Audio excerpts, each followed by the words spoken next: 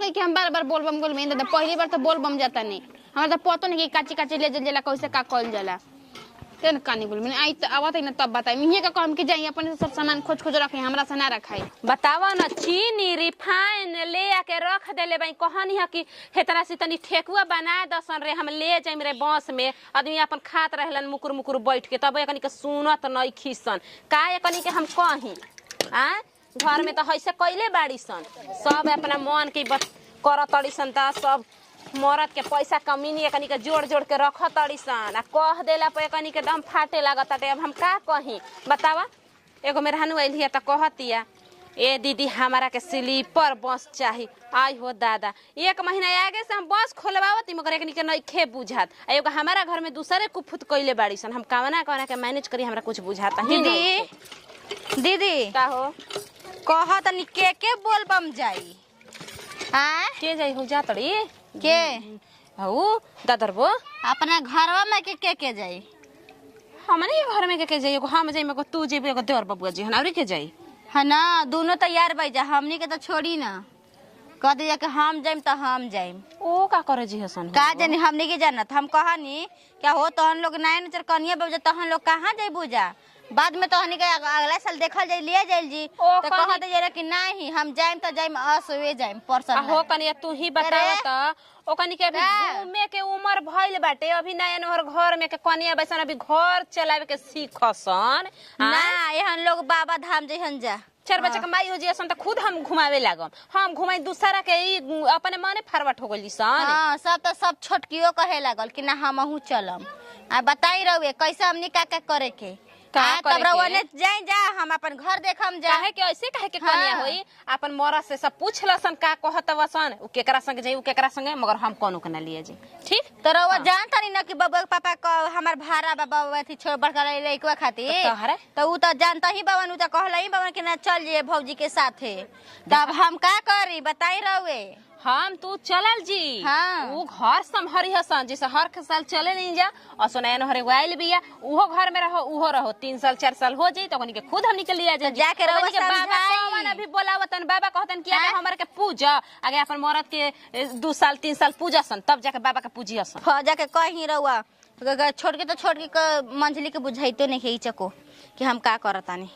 हां ओकरा बुझाए के चाहिए ना के नरद के उनकन जन के भी तेल मालिश लगा ही नहीं खेवत बाबा पर जले ढरे जी हन जा ढरवावत इनकन जन के हम जला पूजा पाठ अगरबत्ती घुमावत नहीं तुरंत बतावत नहीं फारवट बन तड़ी जत चलत नु बानी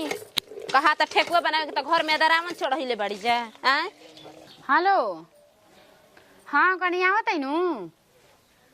का है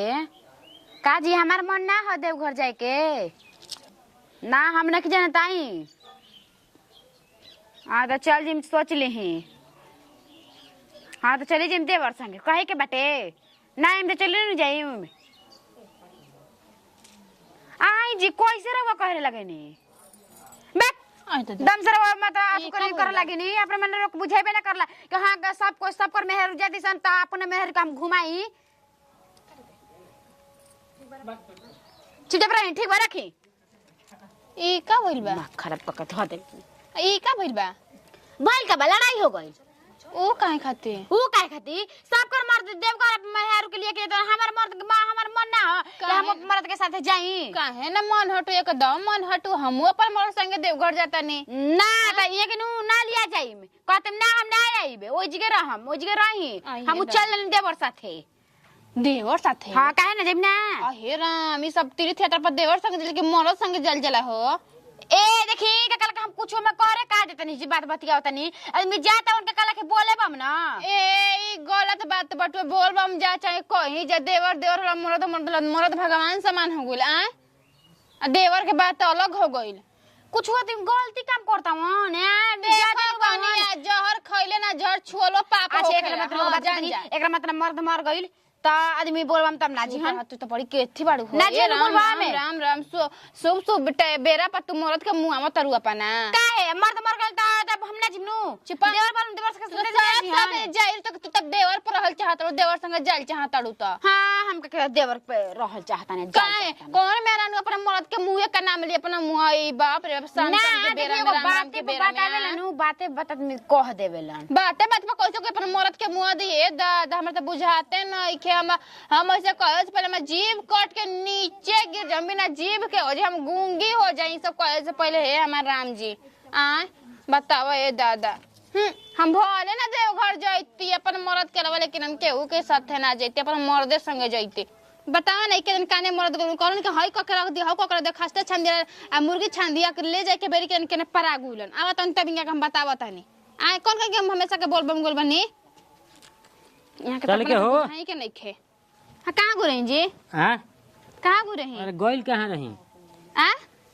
गड़िया करे गई रही तो और कहां गई रही तो कबे अपन लेके बताई के कौन कपड़ा लिका करी का ना करी हमें गोल बनी कपड़ा उजे सरिया ल अपन उजे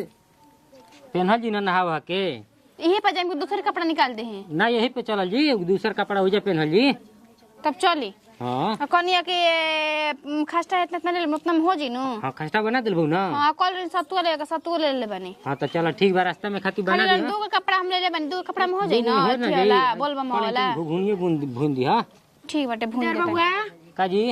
हम चलत नहीं रउआ साथे हम रउआ साथे मन करत रहे जाई के देव घर तू चलबू अक्का जी दीदी जी आज बोलम जी ना जी कोई जानी कोई बोल के का करी हमार दिल मन करता इहे के साथे जाए के त इहे के साथे हम ना जाईबे हां तो चला जा तैयारी हो जा हां ना जी हां चला जा का भइल बा देवघर घूमे में का भइल बा अपन चल के घूम फिर आदमी बोल बम जाता हूं का रखल बेटे मोर ने त का हो गई अरे ना मर्द निखन तो चला हम भाई ना घुमा देते तो हन के तब का हां तो जाए अपन कपड़ा कपड़ा तो बांध दे जो और कुछ को डर नहीं है दीदी जो डर लगता कि लागम जहां ला करे हमरे को कहत रहे कि ना नहीं खे जाए के हम तो यहां के चलते जातो बानी तू कहे का करी हन जा भौजी ओरी तो एकरा मतलब का हम जा देते मतलब कोई बोले आ डांटे लगी हमार मन ना हमार दिल ना हो कि हम कोई ए दीदी जी हम तो चाहते बानी कि सब कुछ चले के पूरा परिवार घूमे के फिरे के आराम से आवे के आ एमे कौन थी बटू हमरा कोनो दिक्कत नहीं चल सकी ना कितना बढ़िया सोच बउए एक जा दे दे रहुआ तब हम का कहला कपड़ा लता अपन सरिया लेता नी हां कपड़ा सरिया सब कुछ चल चला जी ना हां हां चलेगा देखनी अजी बसा में सीट खाली बा ना तो कहां बैठ के जाए दीदी जी सीट हम बुक करल भिरिया पड़ जाए हम भिरिया हम पड़ जाए में कहे ना जहां मन तहां बैठ जाए अब मान ली तीर्थ यात्रा पर जाता नहीं तो का थी बटुए में हां अब भिरिया पड़ जाए तरे अपन कपड़ा लता सरिया लेबे हां कपड़ा लता सरियावा हमनियो के तरह हो सरियावा चल अक्का जी कहता नहीं कि खिसिया में जदी दूर तक का करम रहू काहे के खिसी है जमाने कि जाए में के बाद आदमी घरे घरे कहत चलेलन कि बोलबम चलबा हो गाड़ी बुक करे के बा चल घुगुनी बुन दी ना हां घुगुनी बुन ठीक बटे चल चली आई करवाई रो काम आई बतावा हो यहाँ लोग बुझा ताटे हैं सब कोई घरे उजर के आदमी बोलबम चले जाई हन त घर में तो ऐसे ही चोर ढुक के सब घर खलिया दिहन जा हैं यहाँ लोग तनके बुझात लेके समझौले पे तो मर चाहिए लगता कि जेठानिया बोले लगता ऐसन एहनिया के भलाई खातिर आदमी कहतावन अरे घूमे खातिर तनी के जिंदगी चल गइल बाटे हैं अगे लगो हमरा सबक न करले कहीं घूमे खातिर वो भखौटी रहे तो एथियो कहले हूं बानी जाहू खातिर कहले हूं बानी आजी बाबूआ जी का हो भौजी कहां बानी ठीक है बा अच्छा ठीक है बा हम तो कुछ ना करी हम तो कहली कहां बानी आ जाए बौ के कदम बौ के रख अच्छा चल चलो पढ़ाई मुना तीन दिन पैसा ना 5000 रुपया हां हां हां और जाती सन तो लिया चल के होनी के ना के करा के अपना मन के होखम का रौरा कहीं तनी के अपना मन के होखम हम हैं अपना मन के भइल बनी और लाज नहीं खेला जी घर पर ऐसे ही छोड़ के आदमी चल जाए सा घर कुर्की लगावे के हां साल भर पे आवत सावन के सोमवार आदमी जल ढारी चल जेन का हो जी दिक्कत बा कोनो जाए में ना वहां लोग ना रिहन जा काहे काहे ना पहले से पालन के करे हमारा बड़की देवर और ना हैं यहाँ लोग तो पालन ना रहे तो पला ना रे तो मैंने चल जैसे तो दिक्कत बता रहा कोनो परेशानी बा हनी से सब दोनों लोग के तू ही का संभालबो कहन तनी हैं सझालियो कहत रहे कि ना लिया के हम चलम जाल ले तो जोड़ा अच्छा लागेलन जा ठीक बाटे अक्सर हुआ निक ना लागल सब बोल हाँ, बोल मैं जितना आदमी भवन सब जी हम तो मन तारा कौन हाथानी पर रवे से बतिया वाला दिल्ली पैदल गइल बतिया बरोबरे बा एकदम तारा कहे के मतलब कि कोई ना जब हम नहीं के चल जाती आदमी त जीव हम लोग के जाए खातिर अभी जिंदगी खत्म भइल बाटे हैं कहीं त नहीं अगला साल ना जा सकत काहे हम ना रहिनु घर में आ हम मर गई रही हमर लाश जर गई रहे हम ना रही घर में पूछे खातिर मेहर के अपन तैयार कर देल बा हम छोटकियो के तैयार कर देल बा हम ना जी बोलबा इहे जस्ट बाबा के दर्शन इहे करके आओ हमारा नहीं सब मिलजुल के बाबा के दर्शन कर लिया जी तो हम जाने कि बुझाता कि एकदम छाती फाटत रहता देखा देखी आदमी दर्शन छाती काहे के फाटी जी काहे के छाती फाटी कहीं त नहीं ई नहीं के अभी समझ में आवत है हैं कि घर ऐसे उजर पजर बा आ सब पाले को पाले लेके आदमी जई हन घरवा तो उजार फजार में तो घरवा में केवाड़ी नहीं के केवाड़ी इतना ताला मार के आदमी चल जी अरे चुप रहा ना तारा से बतिया वाले ही आदमी के पाप बा ना तो जान के कहे के मतलब कि हम ही खाली घूम ली तू ना जई हसन तू रउआ जाए कोई रउआ जाए मुना जई हसन सब बात ना तो ईटा से मार के कपा चल हम मैं पैक कर देनी